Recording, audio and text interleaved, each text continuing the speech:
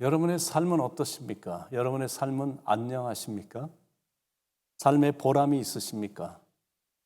하루하루가 짜릿하고 황홀하십니까? 아니면 좌절과 고통의 연속입니까? 사람들은 누구 할 것 없이 고통이나 환란이나 핍박이 없는 생활을 원하죠. 그런데 안타깝게 고통이나 환란이 없는 인생은 이 땅에 없습니다. 아무리 하나님을 잘 믿어도 환란이나 시련, 어려움은 있습니다. 게다가 우리는 내일을 예측할 수 없는 삶을 살고 있습니다. 그게 우리 인간의 유한함입니다. 생각지도 않게 어떤 예기치 않은 일이 생기면 완전히 속수무책입니다. 그런데 너무 걱정하지 말고 불안해하지는 마시기 바랍니다. 왜냐하면 걱정하고 불안해봤자 해결되는 건 하나도 없기 때문이고, 둘째는 우리를 도와주시는 주님이 계시기 때문에 그렇습니다. 주님께 오면 우리를 지켜주시고 돌봐주시고 도와주시고 붙잡아 주십니다. 그런데 하나님께로 안 가고 다른 데로 가면 문제는 커지거든요.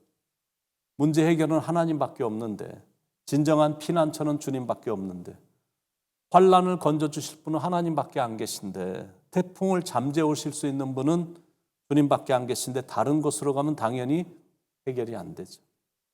그래서 주님께로 와야 되고 주님 날개로 날개 밑으로 들어오셔야 됩니다. 거기가 가장 안전한 곳이기 때문에 그렇습니다. 그런 뜻에서 우리가 예수님을 믿는다는 사람이 됐다는 건 정말 축복입니다. 하나님 때문에 소망이 있기 때문에.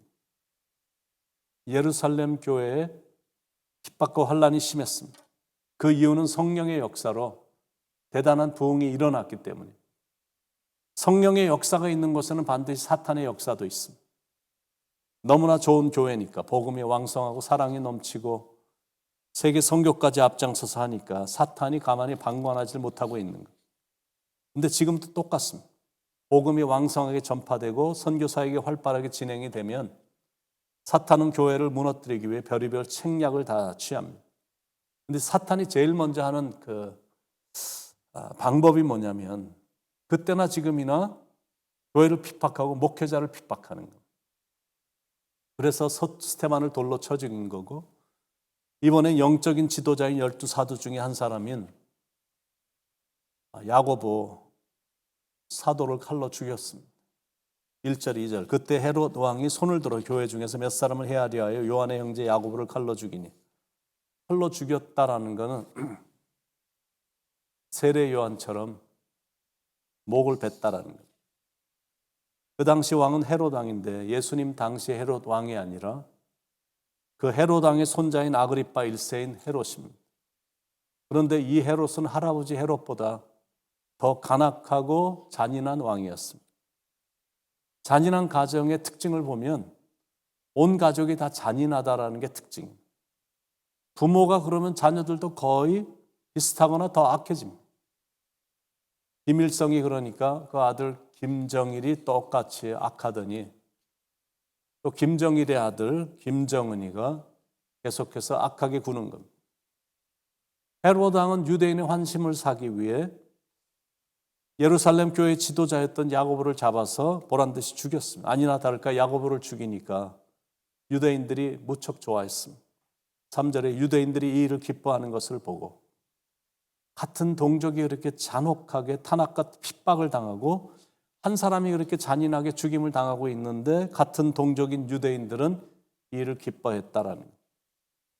확실히 사람들이 사는 이 세상은 의인이 고통당하는 걸 기뻐합니다.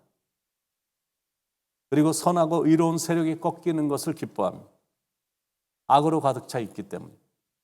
그래서 성경은 말씀하기를 주님을 따르다가 고난을 받고 능욕을 당하고 웃음거리가 돼도 이상하게 여기지 말라라고 말씀합니다. 그게 세상의 이치이기 때문에. 3절 후반부에 베드로도 잡으려 할세 때는 무교절 기간이라. 헤롯이 더 큰 환심을 사기 위해 교회 최고 어른이었던 베드로를 죽이려고 베드로를 잡아서 감옥에 가둬온 겁니다. 그런데 6월절이라 죽이진 못하고 6월절 후에 죽이려고 우선 감옥에 가둔 겁니다. 그러니까 내일이면 베드로는 죽는 겁니다. 3절 후반부 4절 베드로도 잡으려 할세 때는 무교절 기간이라 잡음에 옥에 가두어 군인 내식인 내패에게 맡겨 지키고 6월절 후에 백성 앞에 끌어내고자 하더라. 참 신기합니다. 2000년 전에 교회를 탄압하고 핍박했던 사탄은 2000년의 세월이 흘렀는데도 아직도 여전히 교회와 믿는 자들을 핍박하고 타도하고 무너뜨리려고 안달을 합니다. 여러분, 사탄 마귀 귀신은 분명히 존재하는 영적 존재입니다. 제가 하는 말 믿으시죠? 하나님이 존재하는 것처럼 사탄도 존재합니다. 성령의 역사가 있는 것처럼 사탄의 역사도 반드시 있습니다. 믿음을 붙잡고 나가는 사람들에게 하나님의 손길이 펼쳐지는데 교회를 핍박하는 데 앞장서는 사람들에겐 반드시 사탄의 손길이 있습니다. 그래서 사도 바울이 말한 것처럼 우리의 싸움은 혈과 육에 관한 싸움이 아니라 악한 영들과의 싸움입니다. 왜 사탄이 초대교회를 공격했을까? 그거는 상상할 수 없는 영적인 대부흥과 그것에 따른 생명력 때문입니다. 초대교회가 영적으로 맥을 못 추고 무능한 교회였다면 사탄은 교회를 건드리지도 않았습니다. 그런데 워낙 강력한 성령의 바람이 교회로 불어오고 그 강한 생명력이 예루살렘을 너무 빠른 속도로 변화를 주고 영향력을 주니까 절대 그냥 내버려 둘 수가 없었던 겁니다. 수많은 사람들이 복음을 받아들이고 수많은 무리들이 예수 그리스도 앞에 무릎을 꿇으니까 사탄이 긴장을 해서 헤롯의 마음을 움직여서 교회를 공격하게 만든 겁니다. 그런데 역시 사탄이 제일 먼저 공격하는 건 어느 시대든지 영적 지도자인 목회자입니다. 목회자 한 명으로 인해 수많은 사람들의 마음이 움직이기 때문에 그렇습니다. 그러니까 많은 사람 건드리는 것보다 목회자 한 명 건드리는 게 더 효과가 있는 겁니다. 목회자 한 명만 건드려도 교회 전체가 흔들리거나 무너질 수 있고 하나님의 이름은 땅에 떨어질 수 있기 때문에 그렇습니다. 그래서 집중적인 포화를 목사를 향해서 퍼붓는 거예요. 그래서 야고보가 죽은 거고 베드로가 감옥에 잡혀간 겁니다.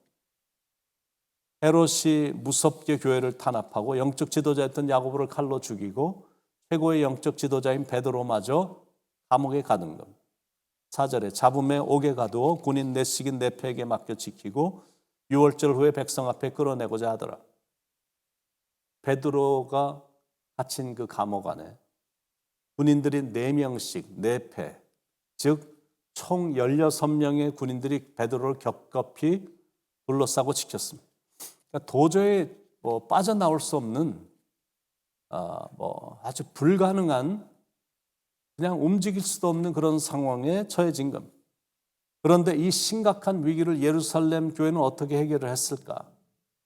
자기라도 살기 위해 사방으로 흩어졌을까? 그렇지 않습니다. 간절한 기도로 해결했습니다. 5절에 이에 베드로는 옥에 갇혔고 교회는 그를 위하여 간절히 하나님께 기도하더라. 도저히 승산이 보이지 않을 것 같은 싸움이었습니다. 거대한 정치 세력과 연약한 사람들이 모인 교회와의 싸움이니까 전혀 상대가 안 되는 거예요.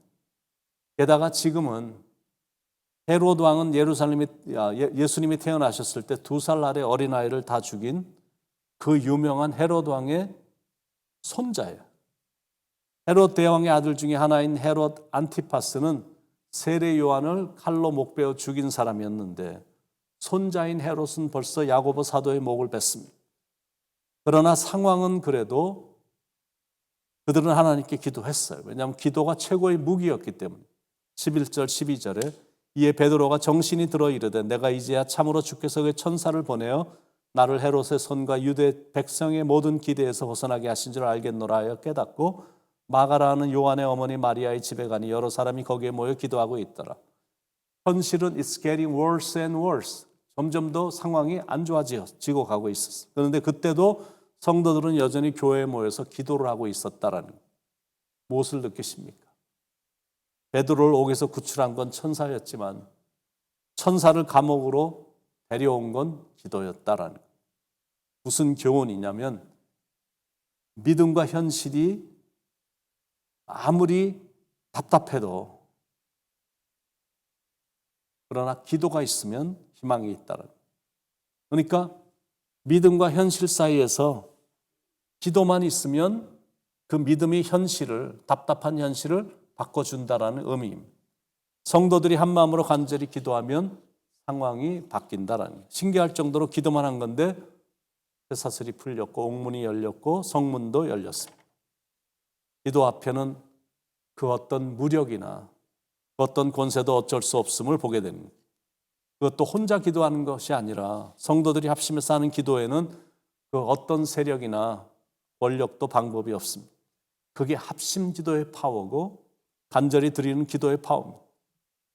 교회는 사탄이 원하는 거 하면 안 됩니다. 하나님이 원하시는 걸 하는 교회가 되어야 됩니다. 그래서 기도하는 거예요. 기도를 하면 하나님이 좋아하시기 때문이고 사탄은 벌벌 떨기 때문입니다. 우리 교회가 앞으로도 기도로, 합심 기도로, 간절한 기도로 승리하길 축원드립니다.